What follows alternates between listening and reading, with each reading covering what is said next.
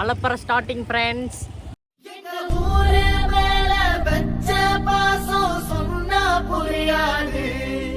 எங்க ஊரு போல சொர்க்கம் ஒண்ணு மண்ணில் கிடையாது.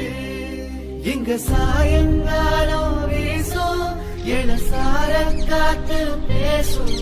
இங்க பச்சை தண்ணி கூட ஒரு பதனி ருசியாகும்.